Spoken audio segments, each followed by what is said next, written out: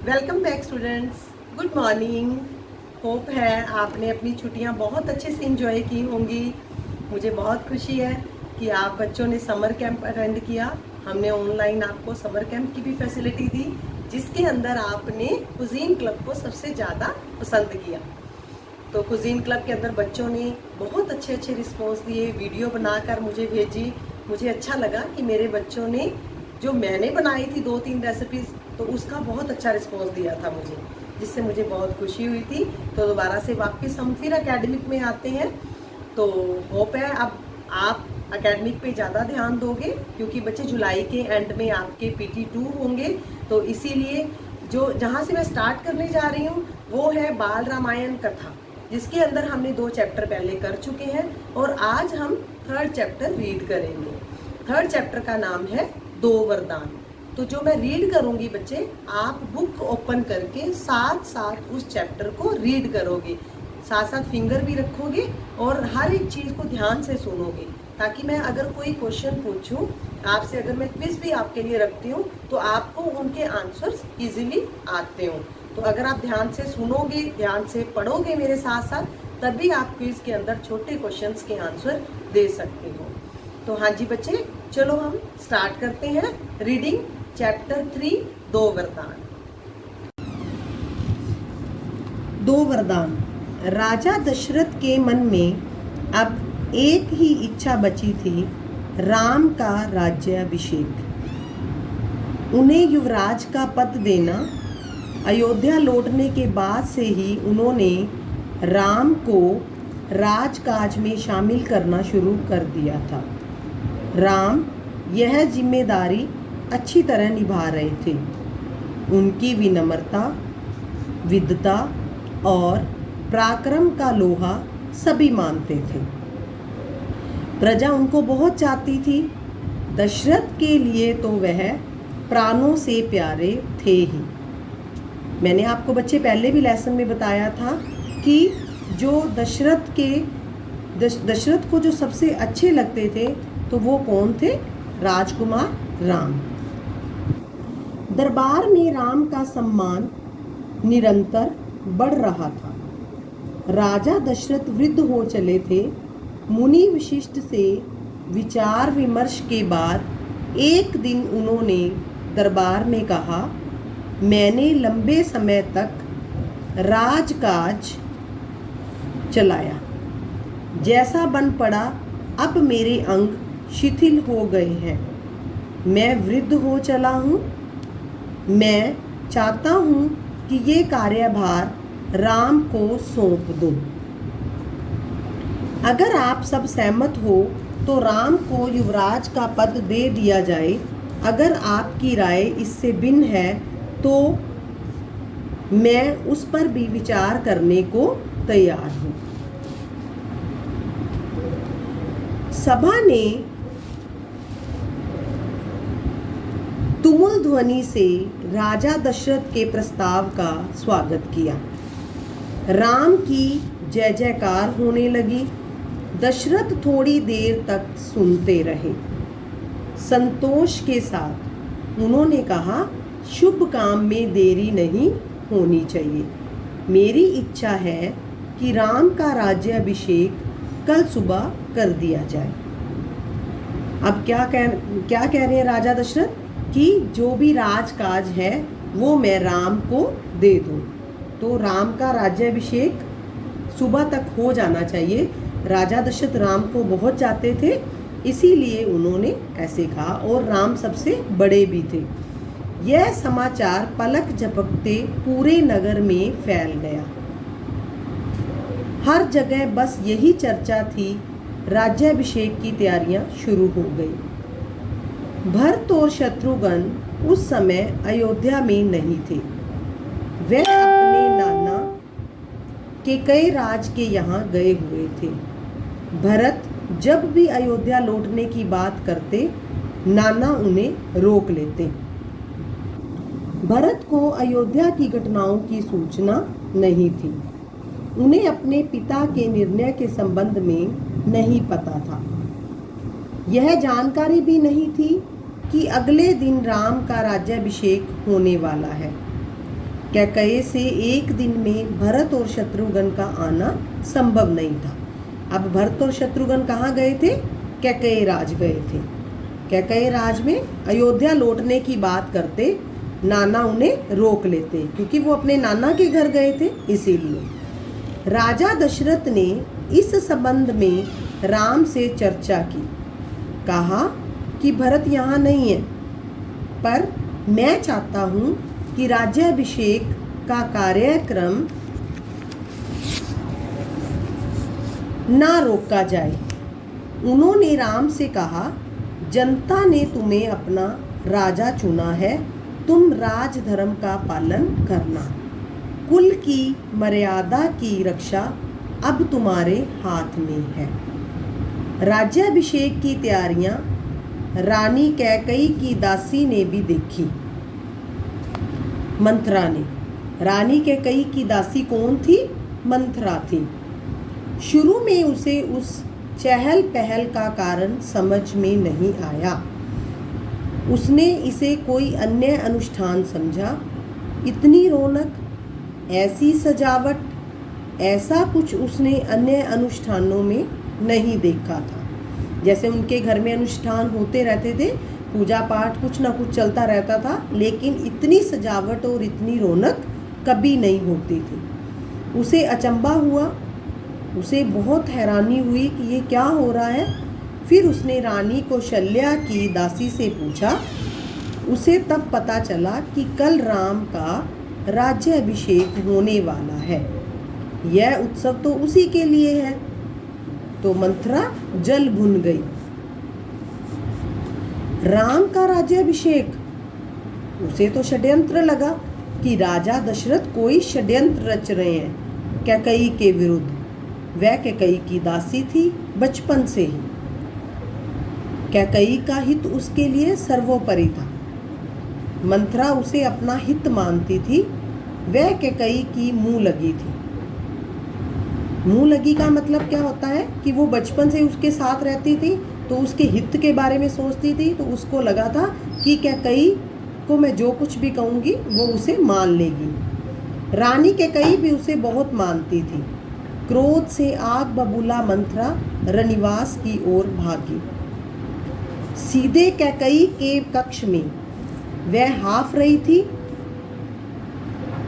हाँफना मतलब जब हम दौड़ कर जाते हैं तो हमारा सांस ऊपर नीचे होता है, तब हाँफना होता है। तो वह हाँफ रही थी। क्रोध से चेहरा उसका लाल हो गया था। भागने के कारण सांस उखड़ रही थी। उसने रानी कैकेयी को सोते हुए देखा। किसी तरह स्वयं को संभालते हुए मंथरा ने कहा, अरे मेरी मूर्ख रानी, उठ। तेरे ऊपर अचानक भयानक विपदा आने वाली है। विपदा मतलब मुसीबत। यह समय सोने का नहीं है। होश में आओ।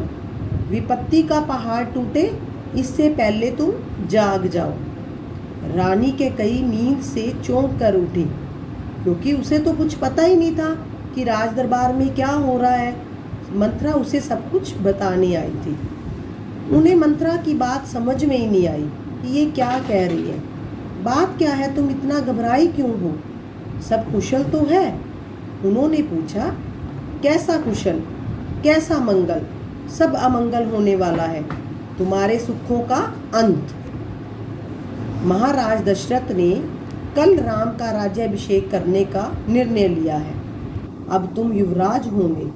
अब तो राम युवराज होंगे। अब वो उसको भड़काने के लिए आई है और उसको कह रही है कि तेरे सुखों का अंत होने वाला है, क्योंकि राजा दशरथ ने राजकुमार राम को राज्याभिषेक के लिए चुन लिया है। यह तो बहुत शुभ समाचार है। कैकेयी ने प्रसन्नता से अपने गले का हार उतारकर मंथरा को दे दिया। कैकेयी, कौशल्या और सुमित्रा, ये तीनों रानियां बहुत खुश थी आपस में। एक दूसरे से हर एक बात करती, सुख दुख साझा करती। इसीलिए कैकेयी राम को चाहती भी बहुत थी। तो ये सुनकर वह बहुत खुश हुई। ये कहने लगी कि मेरे लिए तो यह बहुत शुभ समाचार है। तो इतनी इसको खुशी थी कि उसने अपने गले का हार उतारकर अपनी दासी को दे दिया। मैं बहुत प्रसन्न हूँ, कैकेयी कहने लगी। राम युवराज पद के लिए हर तरह से योग्य है। रानी, तुम्हारी बुद्धि फिर गई है, तुम्हारी मति मारी गई है। सवाल राम की योग्यता का नहीं है, राजा दशरथ के षड्यंत्र का है। अब मंथरा उसको भड़का रही है बातें कर करके, ऐसे तुम्हारे अधिकार छीनने का है। मंथरा ने हार दूर फेंकते हुए कहा, यह षड्यंत्र नहीं तो और क्या है। कल सुबह राज्याभिषेक है, भरत को जानबूझकर ननिहाल भेज दिया है, समारोह के लिए बुलाया तक नहीं।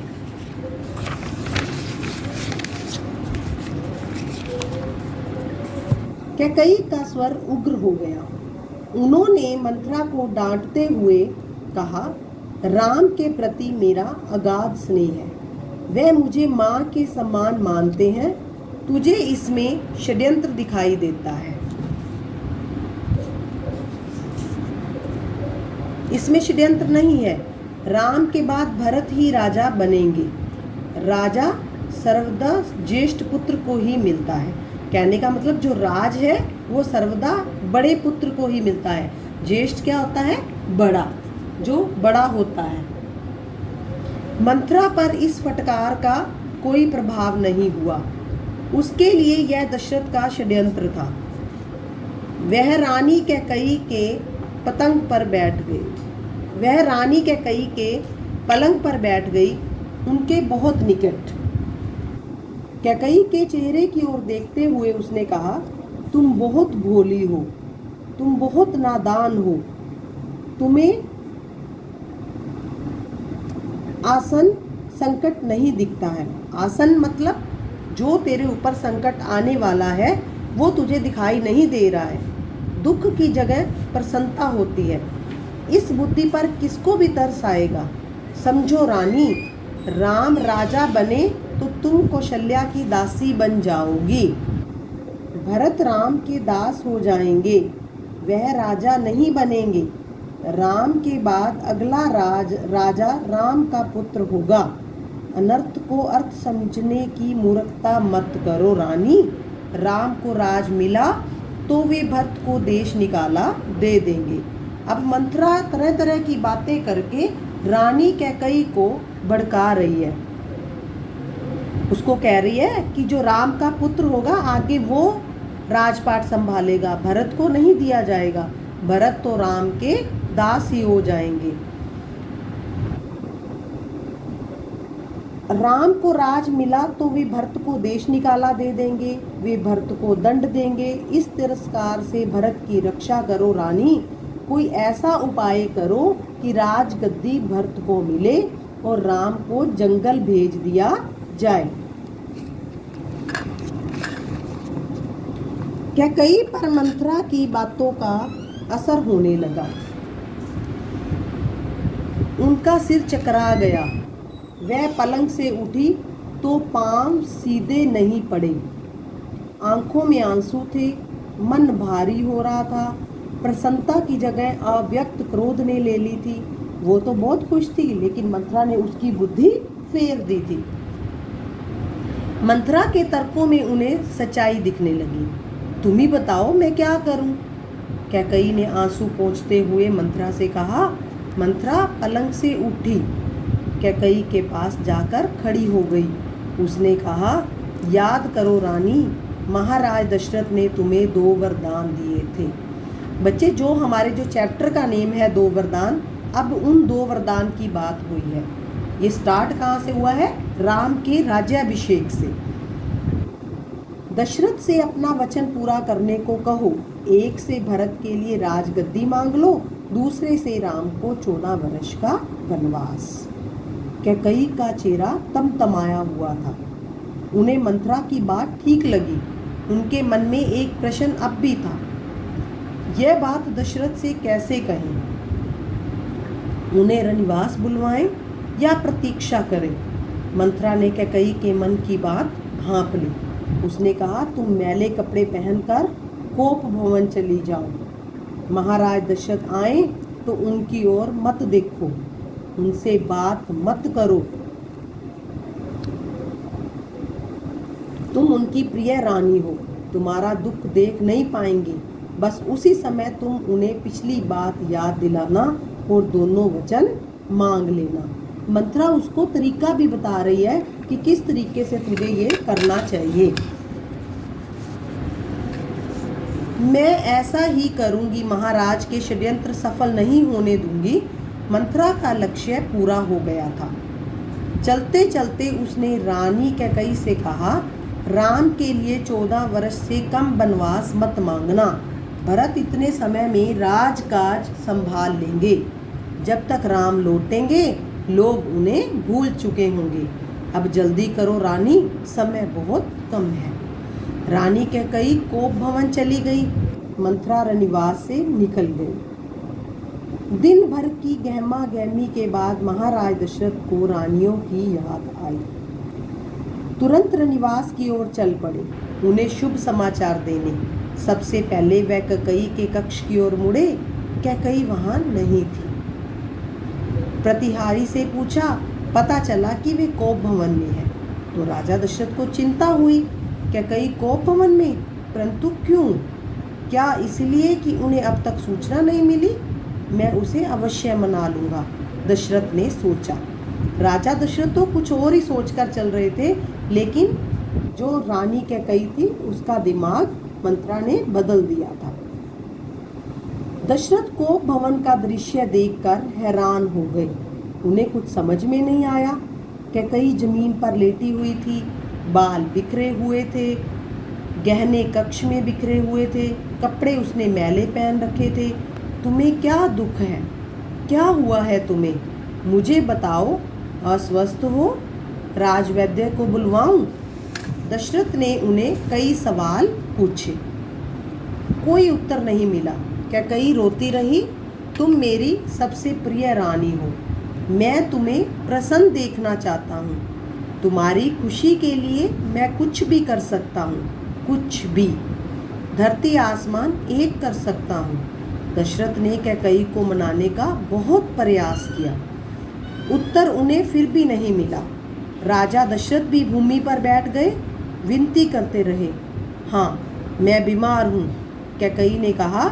मैं अपनी बीमारी के संबंध में आपको बताऊंगी, लेकिन पहले आप एक वचन दें।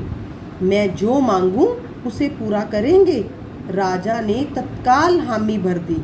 कहा, मैं राम की सौगंध खाकर कहता हूँ, तुम्हारी हर इच्छा मैं पूरी करूँगा। महाराज दशरथ ने राम की सौगंध ली तो कैकई उठकर बैठ गई।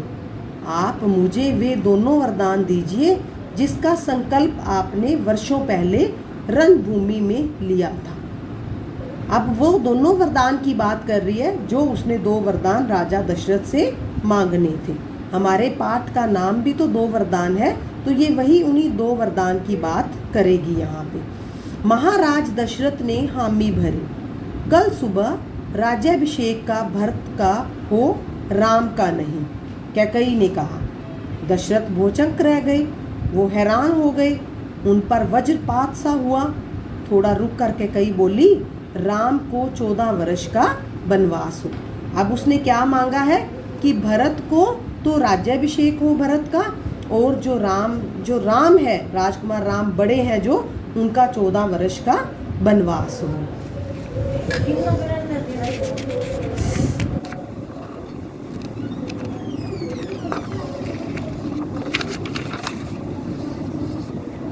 दशरथ का चेहरा सफेद पड़ गया।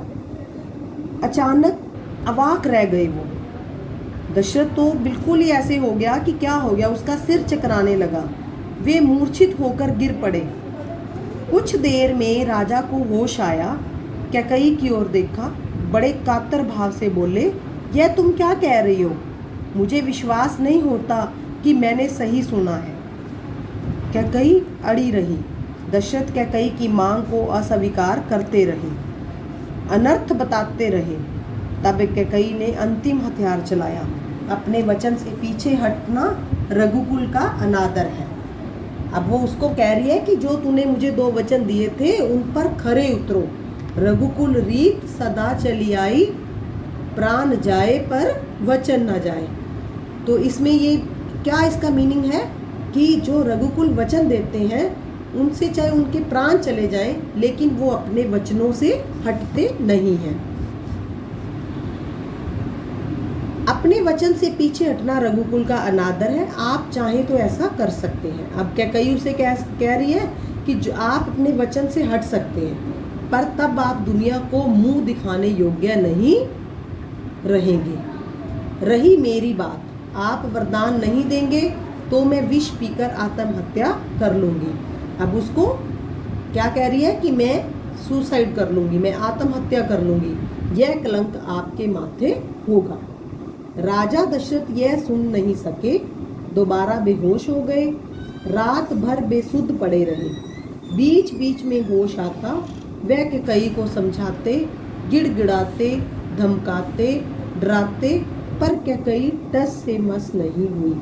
सारी रात इसी तरह बीत गई। अब बच्चे, हमने जो चैप्टर रीड किया है 2 वरदान, उसका मीनिंग आपको बहुत अच्छे से समझ आ गया होगा कि जो कैकई है रानी, उसको मंथरा ने भड़काया और मंथरा के भड़काने पर उसने क्या कर दिया, वो अनर्थ कर बैठी। क्या अनर्थ किया कि भरत का तो राज्याभिषेक हो और राजकुमार राम को 14 वर्ष का वनवास। ये उसने 2 वरदान मांगे थे, जिसको सुनकर दशरथ का सिर चकराने लगा और वो बेहोश होकर गिर गया। हाँ जी बच्चे, हमने अपना चैप्टर रीड कर लिया है, तो आप बच्चे इसको ध्यान से आपने पढ़ा होगा। होप है आपने अच्छे से ही पढ़ा होगा। अब आगे हम इसके जो नेक्स्ट वीडियो आएगी उसके अंदर हम इसके क्वेश्चन आंसर्स करेंगे और मैं आपको इसकी PDF बना के सेंड कर दूंगी, तो आप अपनी नोटबुक के अंदर इसको लिख लेना। फिलहाल तो आपकी नोटबुक मेरे पास होंगी स्कूल के अंदर, जब करेक्शन करके दूंगी तो आप नेक्स्ट चैप्टर 3 के क्वेश्चन आंसर उस पर राइट कर लोगे। धन्यवाद।